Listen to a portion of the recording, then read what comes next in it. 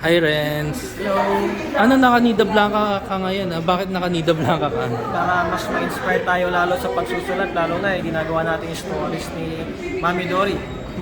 Bigyan mo naman kami ng update dun sa book na ginagawa mo about Miss Nida Blanca. Yung book ko about Miss Nida, ongoing pa rin siya.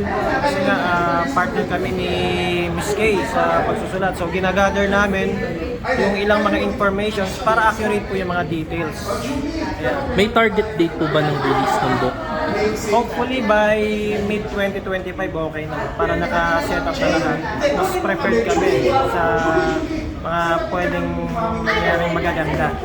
Ano po yung balak nyo sa book? Coffee table book po ba? Or parang yung kamukha ng Diary of... Ano yun yung inedit mo? Oo, Lilian Velez. Parang gano'n. Parang ganun. Ganon din siya kaliit na book.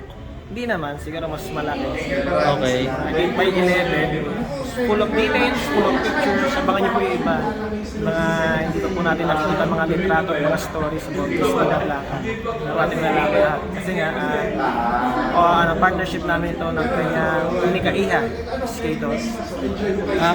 Kamusta ba yung collaboration mo with Miss Kay Torres? Okay naman, nagkakaroon naman ng improvement. So, ano na lang namin talaga is ma-arrange yung mga informations para continuous po yung flow at maganda yung maibigay namin mga details.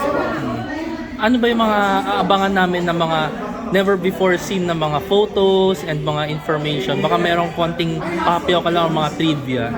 Mga more on her career pa rin. Kung ano yung mga struggles niya as an actress, ano yung mga pinagdaanan niya habang nag-aaral. So nakafocus tayo talaga doon kung paano siya binansagang movie queen. Hindi naman natin i-highlight dito about sa pagkamatay niya. So it's more on her professional experience as an actress at kung bakit siya tinawag ng movie queen. In terms of John and Marcia, ano ba yung masishare mo?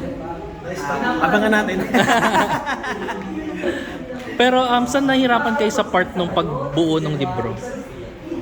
Sa younger years ba? Or anong information yung hindi nyo masyadong sa younger years, kasi yung hindi alam ng iba eh, even me. So kasi habang nasusulat ako, may natututunan din ako about sa story niya eh. So mas maganda na yung pinapaganda natin at mas prepared. Gusto ko kasi mababasa niya yung kapapulutan niya. Invite mo sila dun sa upcoming book mo. Guys, lalo na po dun sa mga fans ni Miss Nida Blanca, abangan po natin ang kanya book na i-release ko hopefully and praying na mid-2025. Lahat po ito ginagawa ko para sa inyo. Dinigit natin kay Mami Dory up there para ma-preserve yung legacy niya as an actress at hindi siya makalimutan ng generation. Thank you.